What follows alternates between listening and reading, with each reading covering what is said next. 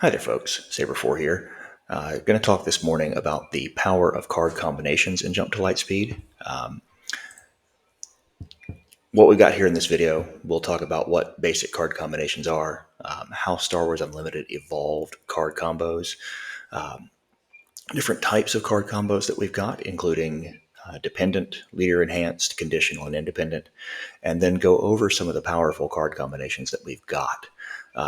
And we'll look at those both in constructed and in limited, so in set and draft.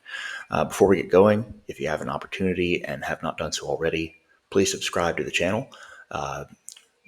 You'll get notification of kind of when we put new videos out. It really helps the channel grow, and I would very much appreciate it.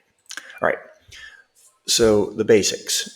This is just kind of simple. We know that any two cards can kind of combine for a more powerful effect than what they are. The most basic version of this that we have are upgrades. There are two types of upgrades that we have in Star Wars Unlimited.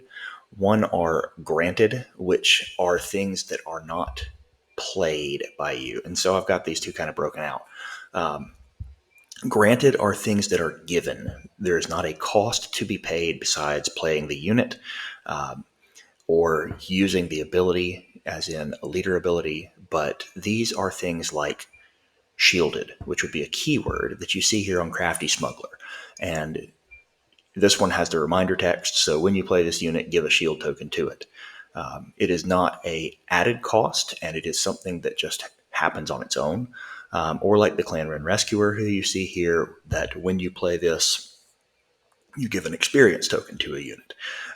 So in these cases, we had a granted upgrade. The other two examples here are played upgrades. These have a card title, which if you look at the upper left corner, the card type is an upgrade. They have a cost, so you would pay the cost of that upgrade. Pilots are new and have a piloting cost, which is very similar to this. But they may also have a restriction, and you see that with both of these examples here.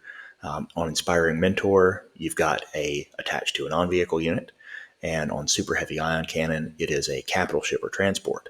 And you'll notice that each of them modify the stats of the unit that they go on. With Inspiring Mentor, I used that one specifically because here is an upgrade that gives that then turns around and grants more experience tokens. And so these are just kind of examples of the basic upgrades. Now, what did Star Wars Unlimited do that is unique? Well, what they did is that Star Wars Unlimited uses a leader card that is always in play. And so your leader cards have their own actions and have their own ways of either generating some of those shields or experience tokens or things like that that are there for upgrades, or for making your combinations more powerful. Their actions can upgrade units, they can modify costs. Some of them, in case of Poe Dameron, can come into play as upgrades, and I've given you three examples here.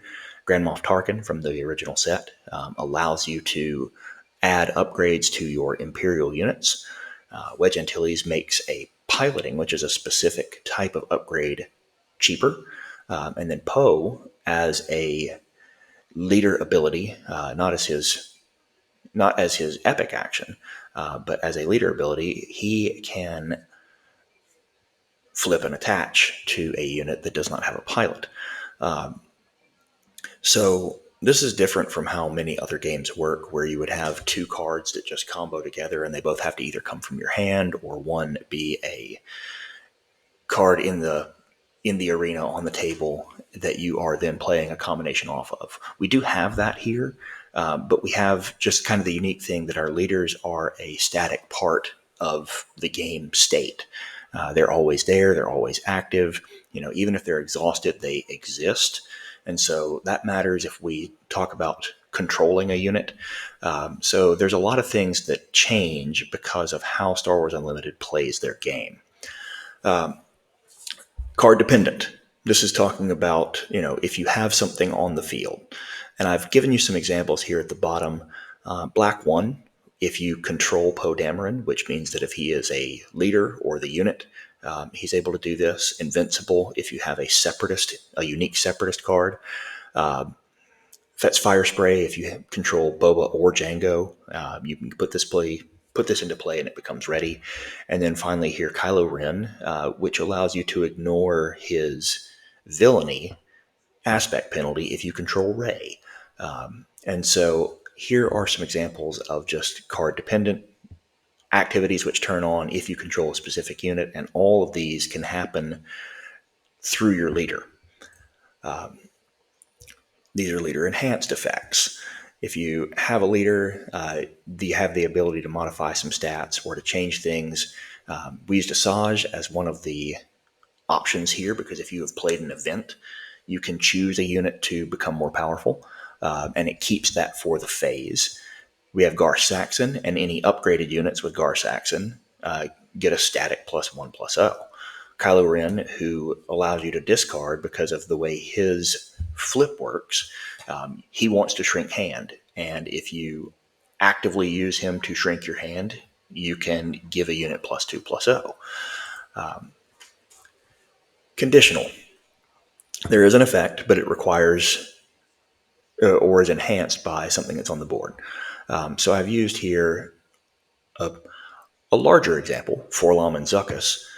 Not only do they complement one another in a way that both of them gain the keyword of the other one, but they also get a +1/+1 bonus if the other is on the table. Now, I combined those two with the idea that now there are two of them, allows you, if Forlom was on the table because he is Underworld and Bounty Hunter, either of those traits would allow you to use, now there are two of them, and play Zuckuss.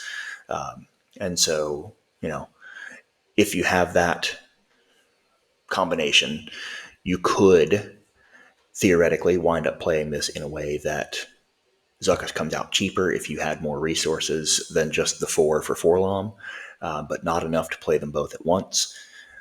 Here's a way that you could do that. Now it does have some requirements. You would have to have just Forlom on the table, but this is just ways that you could do things.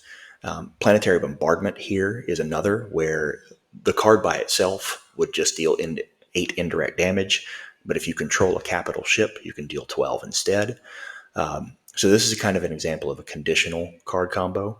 The first one's, there's several different ways that these can combine, and then Planetary Bombardment combines with any capital ship. Then we have some things that are independent. Each of these cards can function on its own, but we can combine these for some pretty powerful effects. These might also be impacted by our leader ability. And I have on here, the first one is for either the current Jango deck, which is really kind of the biggest thing in the meta, or you could use the Fet's Fire Spray along with Boba Fett and a yellow version of that burn deck. But Triple Dark Raid is the single card in your hand, and it combines with things that are already in your deck. These can be enhanced by the leader ability and pull any of these vehicles, deploy it cheaper, and hit your opponent with some immediate damage, and allows that vehicle to come in ready, which, yes, it goes away at the end of the turn, but it comes back to your hand. So really you don't lose a card.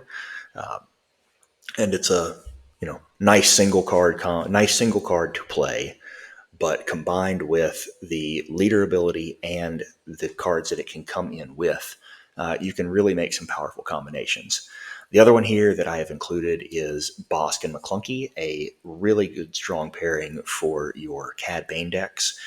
Bosk can come in and ambush, and as long as he is not defeated, you can turn around and use McClunky on him. Bosk's trigger will happen.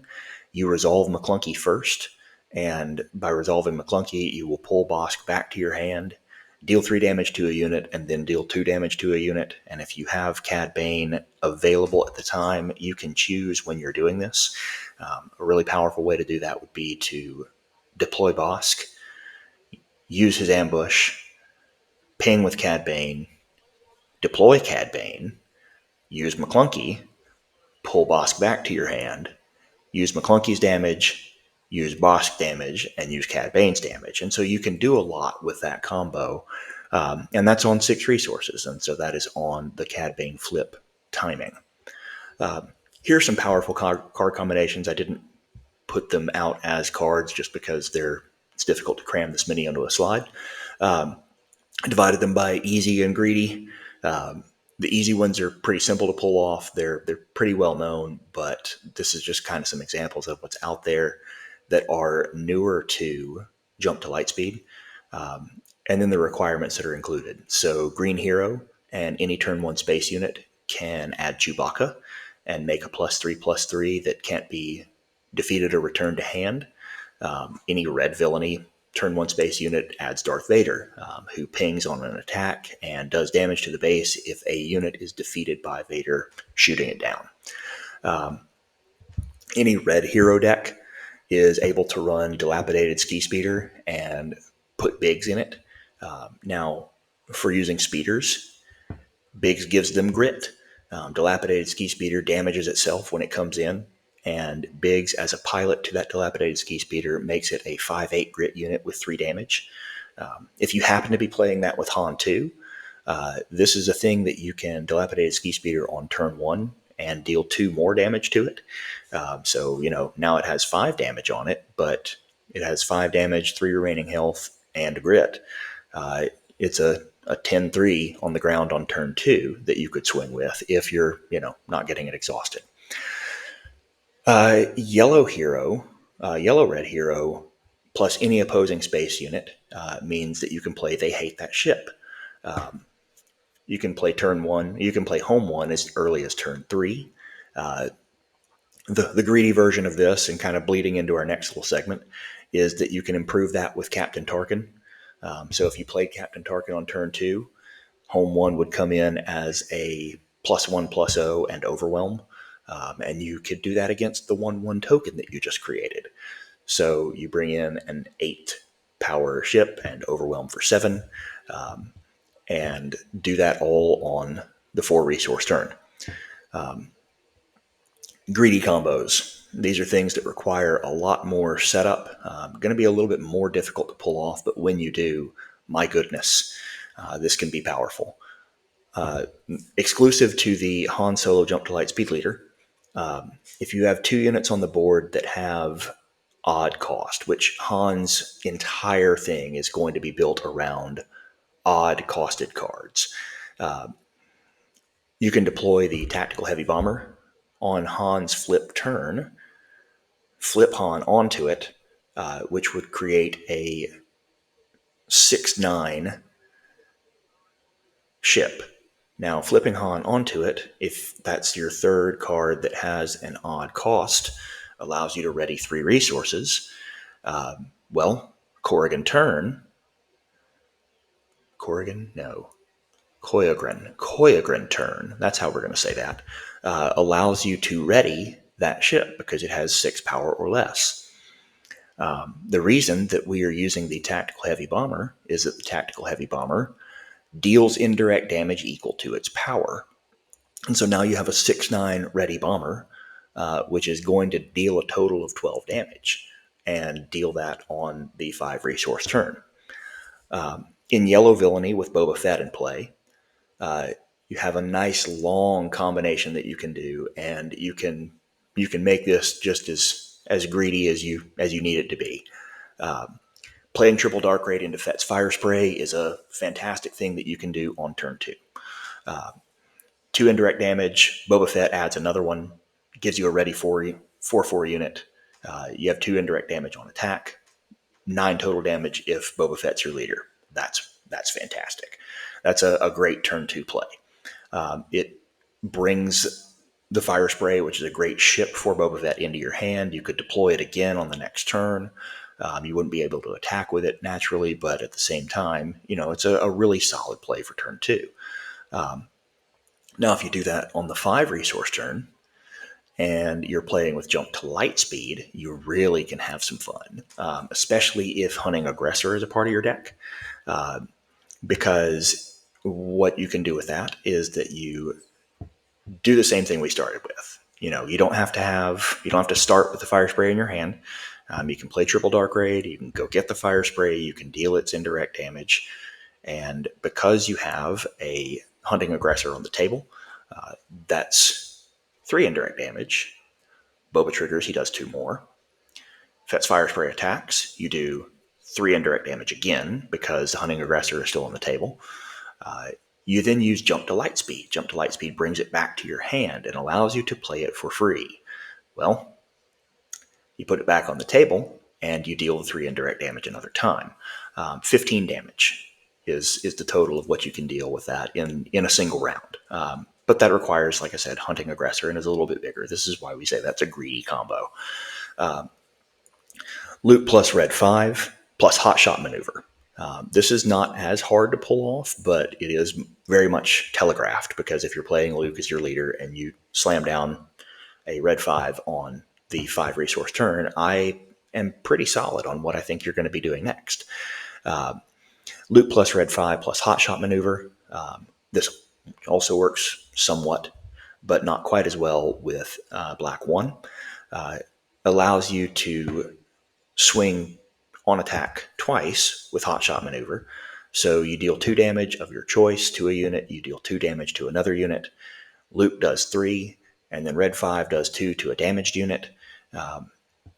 So to the board, you did 9 damage of your choice, and then you swung with a 7 power ship.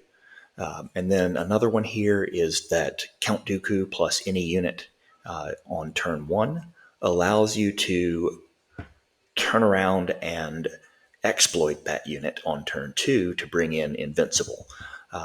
You would be playing Invincible in place of Waylay, and getting a 6/6 space unit while you also bounce one of your opponents. These are some great ones for constructed. Like I said, some of them are very greedy, some of them are very easy. You also have the leader enhanced ones like all the stuff for Jango that was in the previous slide. In limited, well, you got a smaller card pool. You're doing what you draw out of a deck or what you draw out of a few packs. But here's a few good ones that you've got as a nice little set of combos if you wind up playing in some draft.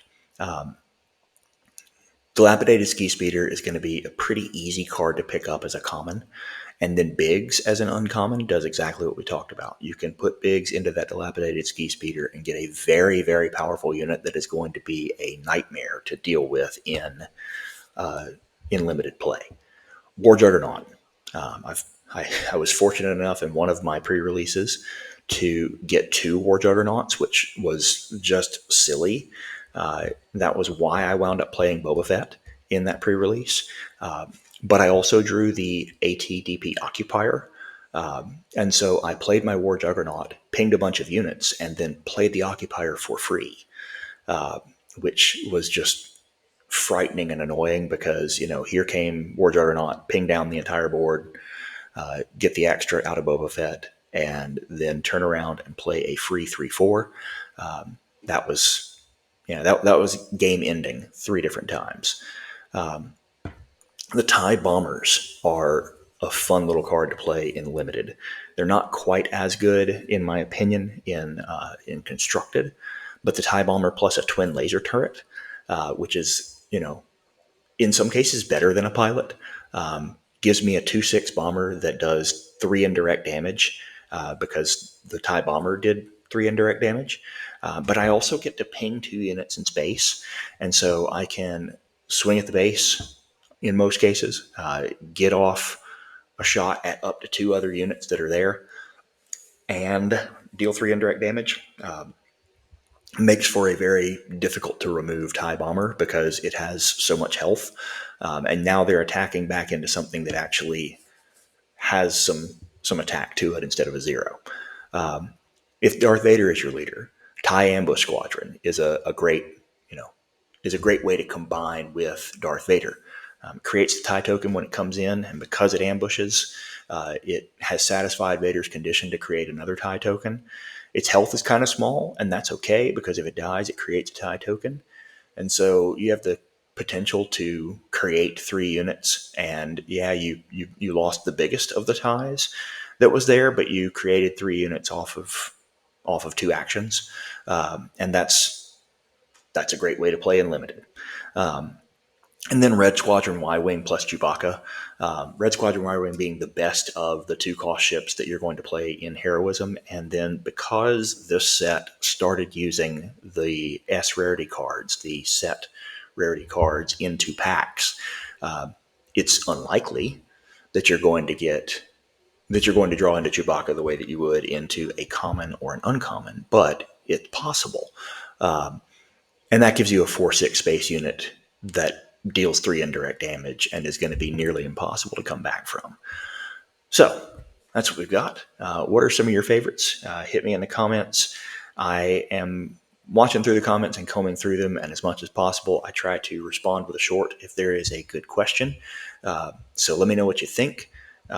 Be watching the channel because a little later in these next couple of weeks, we are going to have a video that describes kind of the growth of Saber 4 as a channel so far. And in that video, we will also talk about, or not talk about, we'll also give you the leaders of the contest for the prestige cards from Jump to Lightspeed Carbonite packs.